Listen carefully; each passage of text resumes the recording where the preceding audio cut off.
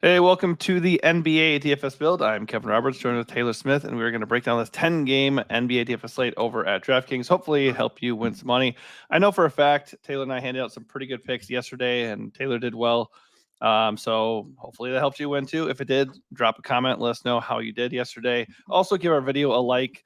Right now, even if you don't subscribe, just give this video a like because it helps us out, lets us know we're doing something right, and you're still watching the content. And also, if we continue to help you out, give us a subscribe to build up that community. Helps us out quite a bit as well. All right, so our goal is to help you as much as we possibly can, and to do that, we're going to break down each position and highlight our favorite plays, considering player projections and ownership and matchups and all that fun stuff, so you don't have to do all the research on your own. So, Taylor, we have quite a few interesting games. One of the better ones is the Raptors and the Hornets taking on each other in Charlotte. LaMelo Ball is part of that game, obviously, and he's coming in with a top projection at 55 fantasy points. He's also going to be very owned, almost 30%, possibly more than that as we get closer to the slate. But yeah, he looks really good. He heads up the point guard position. Only $300 more is Trae Young. Nobody else, there's a lot of good plays at point guard, but nobody else touches them in terms of projection. They are both well over 50, and nobody else is over 45 at the point guard position. So, what is your stance on those two guys? And are you kind of concentrated on them, or are you kind of working your way away from them? Yeah, I have a lot more LaMelo than I do Trae Young right now. Don't really know why. Pretty similar spot for both, but LaMelo is a bit cheaper. Atlanta has a lot of injuries, though. So, I mean, Trae Young's just in theory going to do everything for them. And they're facing the Wizards, so it's kind of hard to find fault with them. It's just as of now, I'm getting to more LaMelo, and then I'm kind of paying down otherwise. I think another spend on my radar would be Cade Cunningham. Philadelphia without Paul George, without Joel Embiid, just not a very good defensive team. Cade's been phenomenal. You can argue he might be a little underpriced at 8.7. Jordan Poole with no Kyle Kuzma is going to be outstanding as well on the other side of that Atlanta game. Point guard, shooting guard eligible. I think he's a great play. I assume he's going to be pretty chalky, though. 7,500 in that role. We've seen Jordan Poole go wrong quite often over the years, so it's not the most comfortable chalk play, but I do get it. And then to a lesser extent, I think you can pay for Halliburton in a tournament. It's a brutal matchup against Boston, but he's only 8,300. He's been pretty brutal to start the season, but he did kind of bounce back a little bit the other night, and he's underpriced relative to where he was pretty much all last year. So there's a lot to like at the high end of point guard, and I don't really think you can go wrong with any of those guys we named. No, you kind of nailed it right on the head there. I mean, Cade Cunningham, I was not familiar with his game, I guess, because I mean, as far as game logs go, anyways, because oh my gosh, he's been absolutely wrecking. He has not had one bad game yet. He is absolutely underpriced. So I mean, all things considered, he is definitely one of my favorite plays on the slate at point guard. The best overall value at point guard is undeniably going to be Jordan Poole. No Kuz, smash game with Wizards and Hawks, both playing bad defense and wanting to push the pace. So Poole looks really good. I think he's a good comeback from Young. And he is going to be chalky. Poole's very chalky at 34%, but I don't really care. I think he's a really good play. Don't mind paying up for those guys. I think one good pivot away from LaMelo and Trae would be a 9.2K Tyrese Maxey. Still no Paul George or Joel Embiid. He gets the Pistons. So you could go get him to run back from Cunningham. I think that'd be a good pairing. Because Cade is not drawing ownership, and he should. And Tyrese is also not drawing ownership because all the ownership is flocking to LaMelo, Trae, and Poole. So where I stand is I love all three of those top guys who are pulling that ownership and projecting really well. But if they're going to get all the ownership, I have no problem pivoting to Maxey and Cade. I think that's a really nice pairing that apparently is going to go completely overlooked. I also like the Halliburton call purely based on price. He's been absolute dog shit, and the Celtics are not a fun matchup. But 8.3 for Hallie. That's interesting for sure. All right, so at point guard, what if we want to save cash here? Obviously, Dennis Schroeder stands out if Ben Simmons is out again. I mean, at 5.9K, he stands out anyways. Don't love the matchup at Memphis, but I think at 5.9K, we can kind of take that risk. What other value at point guard are you seeing that you like? Yeah, I think I'm going to play Schroeder more probably at shooting guard. where you can play him as well, just because point guard has so much. Didn't even mention Brunson, didn't even mention Mitchell, but I think those are two more kind of affordable high-end guys. The matchup for Brunson's not good, and he's not been great so far, but we know what he's capable of, and we know he could be underpriced. As far as savings goes, I think Jaden Ivey at 6'3" is okay. In that Cade Cunningham game against Philly. Cheaper even Trey Mann. I think Charlotte still has injuries at the guard spots. He's 5K flat, so he's more expensive than he's been for the most part, but I don't mind that. That game against Toronto could be a shootout. Those teams are trash, so I like that quite a bit. Jalen Suggs looks okay as a cheapie. Andrew Nemhard, even cheaper than that, still only 4,400. Darius Garland, even at 6'9". Like it's only an 8-game slate, but it seems like there's a ton at point guard. We haven't even talked about Austin Reeves or D'Angelo Russell or Drew Holiday or Derek White. There is just a shit ton at point guard today. Yeah, a couple other guys worth noting. One would be Miles McBride. He's a pretty nice punt at 4.4K. He's getting really consistent minutes off the bench, and obviously he's got a lot of usage by himself there for the Knicks. So if you don't play Brunson, because obviously on the road against the Heat, it's not really the most appealing matchup for Knicks starters. But McBride looks pretty appealing there at 4.4K. Carrington for the Wizards is a nice leverage play on Poole, because Poole's very chalky. And just in general, he's 4.1K. He's getting 20 plus minutes off the bench. And obviously, no Kuz probably solidifies his minutes in the rotation. Trying to look at, Scottie Pippen Jr.'s price has come up at 5.9K. But if Ja Morant is out again, obviously he is in play. But yeah, man, there's a lot to like here. I think personally, its decision point would be, are you eating the point guard chalk up top? I probably just won't, because I think the other guys are in really good spots and good prices, and they're not going to be owned. So I think LaMelo and Trey and Poole all stand out and look really, really good. It's hard to not like them, but I think I'm probably going to pivot to Maxey and Cade in that range. All right, so sounds good to me. Yeah, at shooting guard, I mean, you could just slide up chalky Poole to shooting guard too. He leads the way. Boy, he's like of those 3 point guards, Poole's the toughest one to fade, even with ownership, just because his projection for his price is so good. He's like basically what Jamal Murray's been in the past 2 games, but possibly better in terms of usage. But yeah, he leads the way at shooting guard with the best overall projection, and obviously he's going to garner ownership because of that. Cam Thomas is right behind him, and then Donovan Mitchell. As far as value goes, Cam Thomas is the better play compared to Mitchell. And there's decent plays here: Zach LaVine, Jaylen Brown, Desmond Bane. They're all okay. I just don't think anybody projects so well that I have to play them. If I was going to, it would just be eating the chalk with Jordan Poole up top. Otherwise, this feels like a spot where I'd probably save money. A la, you already mentioned Schroeder here, Trey Mann, and also Koulibaly is a guy I have my sights on at 5.2K. And Corey Kispert, sure, 4,900, presumably starting for the Wizards without Kuz. So you can go to the well with 3 Wizards at shooting guard, and I think that's totally fine, as ugly as that feels. I mentioned Ivy, liking him quite a bit at this position at 6'3", getting some usage for them. Cody Martin, don't really want to do that again, but he's still only 4K. This does look like a position to largely save unless you're paying for Poole. I think Mitchell is an okay play, but I'm not psyched about it. It's kind of just a low pivot away from some of the other more expensive guards who are going to be quite a bit more popular. So shooting guard looks like a saving spot, and then Schroeder, I think you mentioned again, but still only 5'9". There's another Mitchell that we could consider. Yeah, but that's not. Well, I think we should mention it. Davion Mitchell is 5K. He played 35 minutes in his last game, and he got there. There's also Grady Dick at 5.2K. And why are we talking about these normally guys we don't want to play? It's because Toronto has injuries. Emmanuel Quickley is doubtful. Yeah, he's doubtful. And so he's not going to play. Bruce Brown remains out, and Scotty Barnes is also out. That's just a crap ton of usage for the Raptors. I have to get some exposure to Toronto. Is it gross exposure? Probably. But RJ Barrett at 6.6 against the Hornets, that looks really good too. So yeah, I mean, I like Raptors value here. I think if I had a favorite play for the Raptors, it'd be RJ. But the favorite value is probably gonna be Dick. I just think he's I don't want to say safer, but I think he's just the better player compared to Mitchell, and I guess he probably would be safer. But I think they're both in play. I think I would rank them RJ, Dick, and Davian.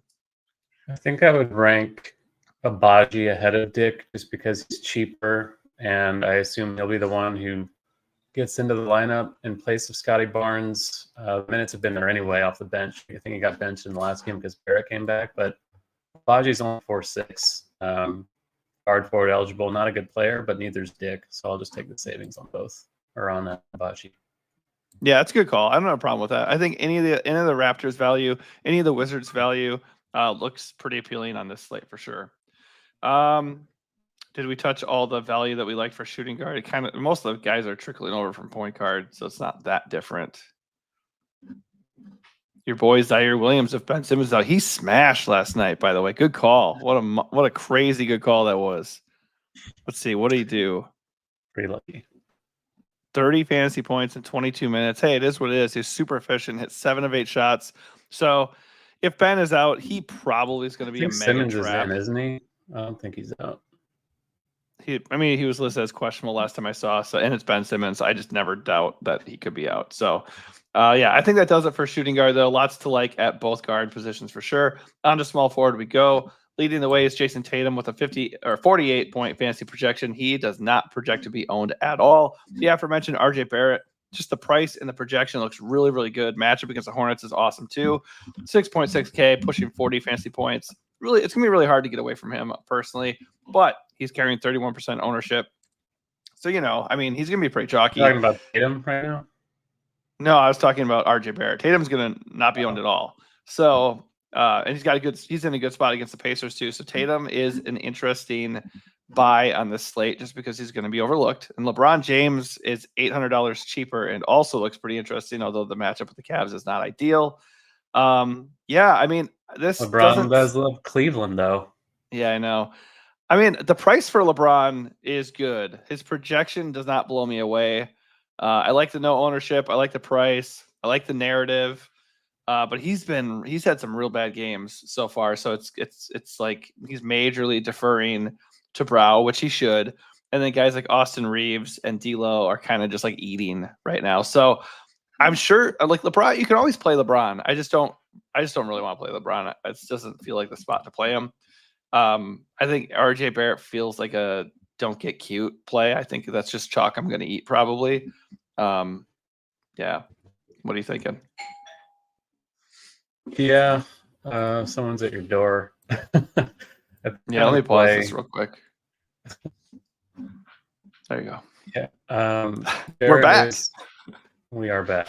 Yeah, Barrett does look like the best player by a mile at 6'6".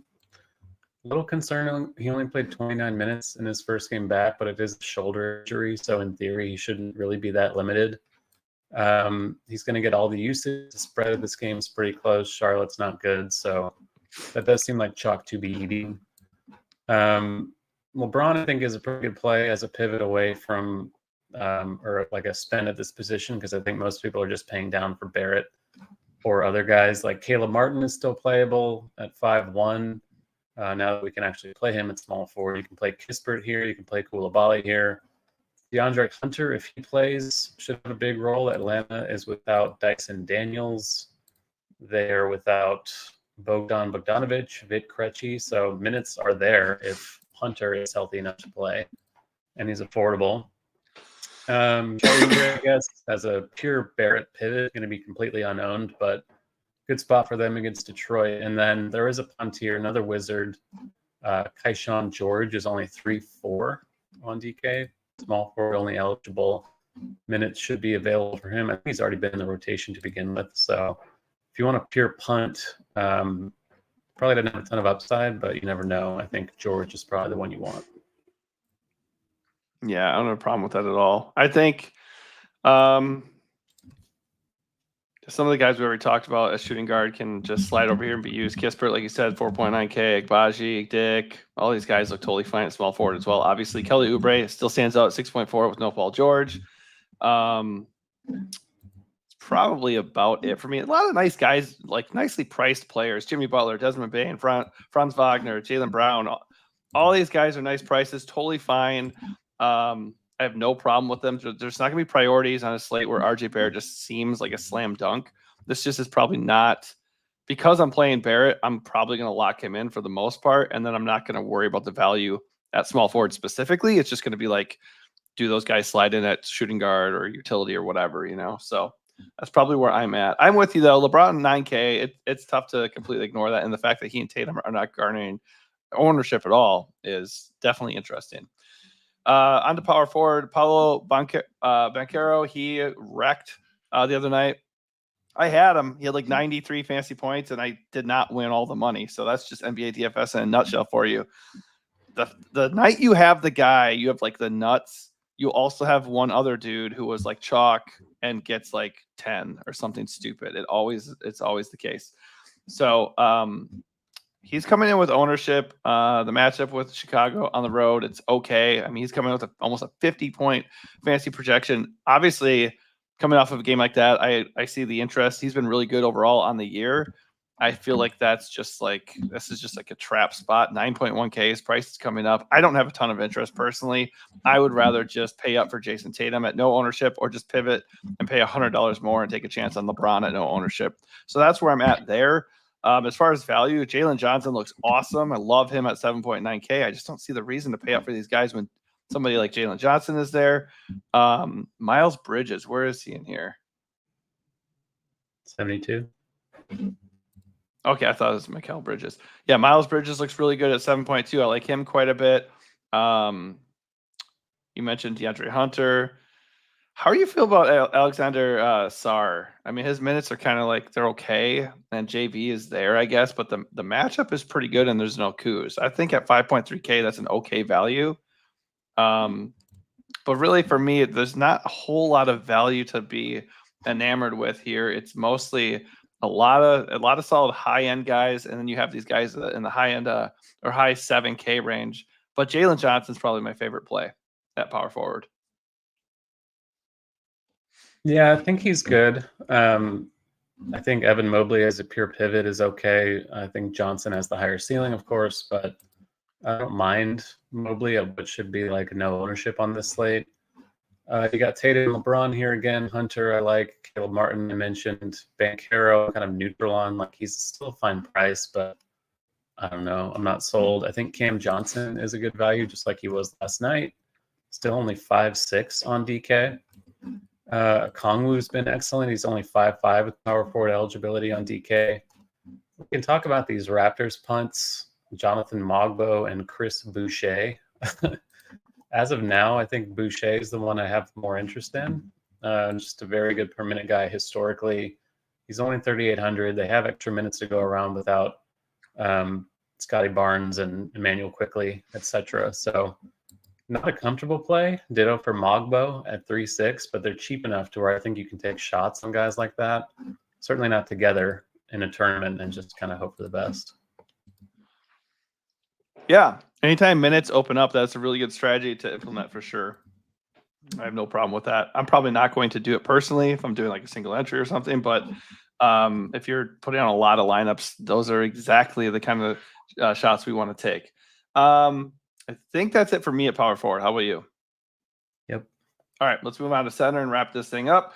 So Anthony Davis leads the way. He looks like one of the best plays of the slate. 54-point fantasy projection, second best projection of the slate, and his ownership's only at 15%. So if you're going to pay up top for a stud, in which you probably should go get somebody who has a crazy projection, the pick is going to be Anthony Davis for me, just because point guard's loaded. Like, you don't need to go pay 10K for a point guard.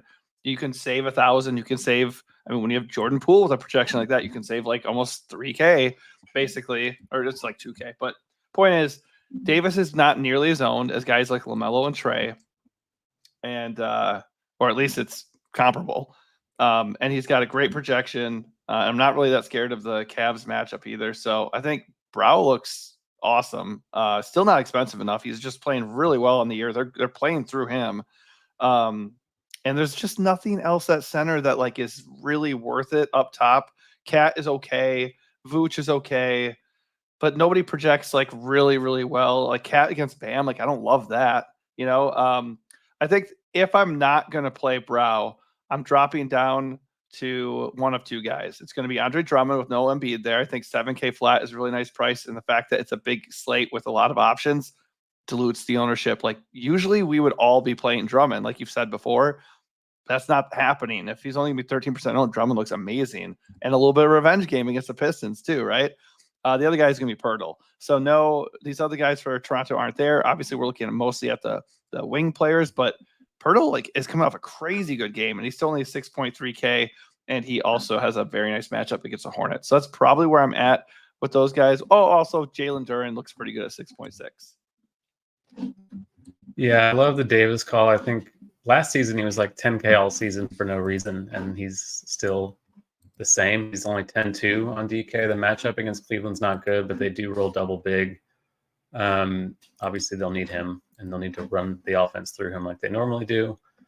Love the Drummond call. Pirtle looks great at 6'3". Another one on my radar would be Joval at 5'8". Again, the Wizards missing some usage there. He doesn't have a huge role. He's playing off the bench, but Joval's always been elite per minute. Doesn't need a monster game to be worth it at 5'8". I think he's decent enough. I think you can look to Nick Richards on the other side of the Raptors game, only 4,800, still no Mark Williams for them. I think he's fine. I think Wendell Carter's okay. But like you said, it's not really as good a position as it normally is. We saw Noah Clowney start last night at center with Nick Claxton. I think, was he out or moved to the bench or something? But don't really feel great about that. Did he get hurt? 3-7. Claxton? I mean, he played, and then I think there was like, player prop voids or something, and Claxton was part of that. So he must have gotten hurt. I think he got moved to the bench. I know Clowney started and didn't do anything, but he's cheap again and playable, I think, if you want to go back to the well. I'm kind of worried he might be. No, Claxton had a hamstring issue. Did he play?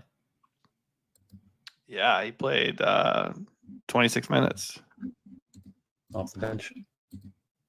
Oh, so okay, he was benched, but he still played, and now he's out because he got hurt. So, but yeah, I mean, obviously, we missed this value, but yeah, Noah Clowney looks awesome at 3.7K with Claxton out. He looks okay. I don't think he looks awesome. I don't think I want to go like all in on Noah Clowney, but he is super cheap. No, but I mean, I'm just saying, like Memphis rolls out big guys out there, so they're probably going to need to match that size a little bit, and they don't have anybody. Deron Sharp is out. It's basically Dorian Finney-Smith or Noah Clowney. Like, they have to play him probably. Yeah, it just seems awful. Or they could go small with like Ben Simmons in the middle, I guess. Yeah, they've done that before. It does seem awful. You're right. But it also makes sense because this slate has like everybody's priced pretty nicely, but there are not really any true punts on this slate that I feel amazing about, So getting one feels kind of good, not gonna lie. All right. I think the punt I feel best about would be Kaishan George for Washington, but it's not like I feel amazing about that. I would prefer to not play him if I can avoid it. I mean, he's played 20 plus minutes in every game in no Kuz, so that role is solidified for sure with Kuzma out. Yeah, it'll be interesting. I don't have a problem with that though. Good spot. Should see an increased role. All right, so before we wrap up, do you have a top flag plant for this slate?